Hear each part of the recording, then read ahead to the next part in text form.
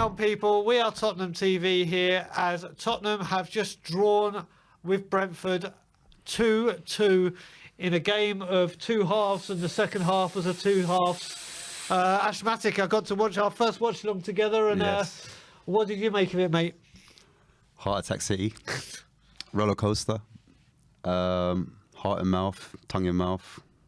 Yeah, that type of game. It's just crazy. The second half, I mean, the first half, let's deal with this. Let's go down to the first half. First half, we just looked very stiff, very rigid, and anything we did try to do just wasn't coming off for us. And Brentford went 1-0 up. And what they were doing going forward, excuse me, in that first half, they looked bright. They looked brighter, didn't they? They had the game plan, which they normally do, and it worked. It's as simple as that. They go in long. They work off set pieces. They feed it into the front two. The other players run off them, the wing backs, the midfields, and they pick up the loose pieces, and that's how they got their chances, to be fair. And in the end, it paid off. They capitalised on mistakes that we made. But like no defender wants to defend long balls. Yep. And that's what came into us. A lot of difficult, long, awkward balls to deal with. And once your defenders are under pressure, then the simplest of passes become the hardest of passes. And that's what happened to us. And you're right, when we did have the ball, sometimes we just lacked a bit of creativity in certain areas. There was some positive sides from Spurs. We were effective on the right-hand side, I felt. Yep. And that's where our greatest attack was, between good chemistry between Kulu and Doherty, which is great news because we need our wing back. We need the right side to be as strong as the left side.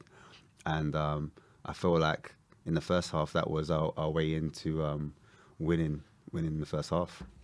Yeah, I mean, there was a couple. I mean, Basuma looked very, very poor in that first half. Non-existent. But he wasn't the only one. But like you said, it did look mainly coming down the right-hand side. But then half-time comes, and second half Tottenham are back in the game. Yeah. Obviously, we went 2-0 down. Yeah. With I don't even, would you call it kamikaze defending from Dier? Just completely no pressure on him whatsoever. No one around him. For some reason, goes to volley a clearance. He had plenty of time to put his foot on the ball and bring it down. Goes off for a corner, and then obviously 2-0. It was just woeful from Dier, wasn't it? He has a self-destruction button inserted inside his chest, and when he's ready, he just presses it. I honestly think he just like, I've seen it before as well. Like I said to you before, I think it was the Everton game, and we were 2-0 up, or we were winning the game. Yep. Or we was in possession. We were all over them. They hadn't had a single shot on goal, and we were at home. And then he does like a heavy pass into, is it Sessegnon or something like that? He just does a heavy pass, and then all of a sudden they like create a chance from it, and they almost score. And he does it time and time again. I mean, I'm sure there's a numerous amount of chances that he's created for opposite teams. I'm like, are you really a Spurs player, or are you for the opposition? This is my thing. I don't know. It's just, yeah, I don't get it. Because when he's good, he can pass out the back. He's quite physical. He's quite, he's good in the air. He hasn't got no pace. We know that. But like defensively, he gets in the way. He blocks. You know, he can do a thing. But then every now and then, he just does a madness. And I don't know if that concentration, if he needs to take, I don't know, to help his concentration. Maybe he needs some ginseng. Ginseng's really good for your brain. Helps you say, or some mushrooms. Not those type of mushrooms, but there's some mushrooms that can help with your brain focus and alertness. I might have to go down there and just recommend some mushrooms. Maybe. I don't know, because it's just it baffles me. It's so wild. And Tanganga, he started well. Yeah. But as the game wore on and that goal went in, it just kind of tailed off completely. And right now, we don't need, like you said, we don't need these maybes. We don't need potentials. We need certified defenders that are physical, strong, that can read the game, can anticipate, and can also play out from the back and do simple passes. You know what I mean? And simple passes. Talking of passes, let's get on to the good stuff.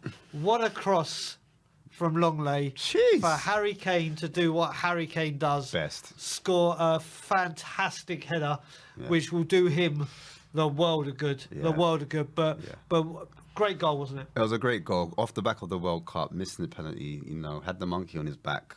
The stars were written. The stars were aligned for him, wasn't it? He was going to score. I mean, for those who play fantasy football, like he was going to be your captain, wasn't he? So, like as a Spurs fan, very happy for him. Very happy for his confidence. I did like the fact even before that in the first half he wasn't getting much joy. He had the least amount of touches in the game, and he was the top man essentially. He was a centre forward. He wasn't getting any service, and he decided in the second half he was going to just drop a little bit deeper, what he does best. And when the ball comes into it, it just sticks to him like glue. Yep. He never loses the ball. If you sting it into Kane, like the first half, when he was further up the pitch, he was having heavy touches. Touches weren't great. It was a bit poor. Even from Son, touch was a bit over baggy. But in the second half, he drops into that hole that he likes. And the ball, he just knows how to. He knows where the defender is. He can feel that even if the defender's on him and his back, he knows how to hold on to the ball and then find the next pass and see it. He's always like 2 steps ahead. And so when that goal came from him, it was well deserved. It was, and then the pressure kept building. Yeah. I mean, Brentford had a good few chances as well. Bournemouth were good for the draw as well. So I have to say, it seems to be the fair result. But then obviously we get that second goal where it comes from Decky and Doherty, Decky and Doherty doing very, very well, and Decky's cross gets a slight deflection, but there is Pierre-Emile Højbjerg to just beautifully place it into the side netting, and it's 2-2. He was our most advanced midfielder.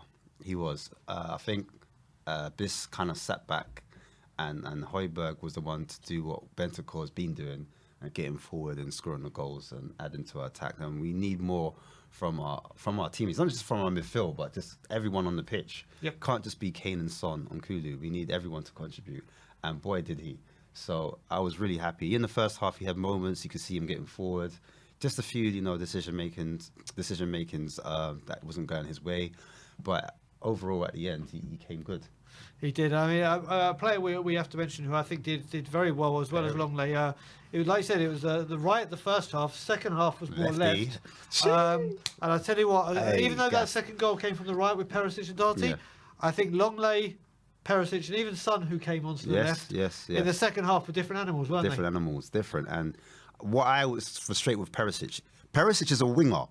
We need Perisic to stay a winger, because when he's one-on-one, and he wasn't, I don't know why he wasn't doing this at the start of the season. Beat your man. That's what you're there for. You're one-on-one. You got it in your locker as well. That's what was so frustrating. There was so many times when I'm like, why is he not taking his man on?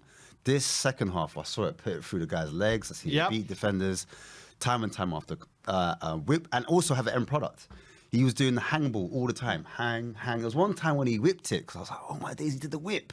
But no one read it because they were so used to the hang balls. If they anticipated they'd take a gamble and went to the near post, boom, we could have won that, I reckon. Well, we almost did, didn't we? Harry Kane hit the bar. Yep. Again from work down the left. I think I don't know who. I think it may have been Perisic, but if you were to take away, what are your 2 positive takeaways and your 2, if any, negative takeaways? What do you take from that game? Wing backs plus. And just having our front 3 back is just going more direct, because sometimes it's like possession football, time and place, but sometimes go direct, and guess what? They did it, it worked for them. We did it, it works for us. So sometimes you just need to do direct and just ask questions. Two negatives. Would have Don't have to have things. No, there's negatives. Of course Okay, there is. let's do In it, this let's game do there it. was. Let's do it. There was. Our centre backs were the negative. They were the reason why we were 2-0 down. Yep. It's as simple as that. Do you know what I mean? Those 2 errors, deflection. I know that deflection's harsh, but even Tanganga on Tony not being tight enough. Do you know what I mean? Not challenging him in the air, making it too easy, and even switching off from the throw. We were actually dominating that part of the half, and then we switched off. And I think had we been a bit switched on to that, even down to Bissouma in defensive mid, being awake, then who knows? It may have been avoided. But I think we just need quality at the back. I just think we need to a ball playing centre back, and someone's a bit more physical and rough. But another disadvantage was probably at Bissouma. He had a chance to take the game by the scruff of his neck. Bentancur was out. I really wanted them to make Conte's life, a hard one. And now I can understand why. Look, he didn't make any substitutions, did he? I mean, attacking. No, I mean he did, but I mean attacking wise. Attacking wise, yeah. Attacking wise, like defensively, he made changes, but attacking wise, he didn't. So I kind of see why he wants to get a defensive mid in. And the only reason why I say that, hear me out, because I know the priority. Look, priority centre backs. Yeah. Don't ever get me wrong. It's 2 centre backs, then it's wing back. I know the order, but I understand why Conte wants a defensive mid. Because we play out from the back. And he knew the centre-backs that we had, we couldn't play out from the back. So every goal kick, if you noticed, we had to go long, right? Yep. And also, our keeper, Fraser, can't play out from the back. He hasn't got that in his locker. So he also knew that he had to go long for that reason as well. So, yeah. Yeah, you could say that, but our number one goalkeeper can't play from the back, and we continuously do it. Yes, it's true. It's true. But this is the reason why. If you play out from the back, you need either ball-playing centre-backs or you need a defensive mid. It's essential for any system for playing out the back. Because you either go short because you need a spare man. Your spare man's either going to be a defensive mid or it's going to be your wing-back. Or it's going to be the centre-back. So the centre-back split, and then the third one is the out-man. So you need a ball-playing centre-backs, which we mentioned, or you need a better quality defensive mid. And I'm just so upset because Basuma was meant to be that guy, but Conte, I could see why he's in the shop window. That's all. That's what I'm saying. There you go. So let's see. My positives, I'm going to have to say, I never say die attitude. That's something I don't know. I don't know how that I've got to say. I agree. It's a bit of Conte-ness. I'm gonna say my second positive was Harry Kane getting on that score sheet. Yes. Perisic is a huge positive. Yes. The wing backs are doing rather well. That's a positive. But for me, I'm gonna go Harry Kane. Lovely. And the negatives for me, I'm just gonna say in 2 words: Basuma and Dier. Yeah. Basuma, there's hope for. Basuma, there's a lot of hope for. Yes. Dier, I'm done. I'm done. Enough is enough. If he signs a contract, it will show the state of what we're going to do. If that man signs a contract extension, especially with performances like he's been putting in, then it will just show where we are. But anyway, guys, that's been the watch along and the instant match reaction. We're going to take a little break, but we will be back with you with the fan show, where you can come on and have your say and let us know what you thought of the game and anything you want to talk about. The link will be in the community section for members. Looking forward to seeing you there. Thanks for being with us. Like, comment, subscribe, and as always, come on you Spurs.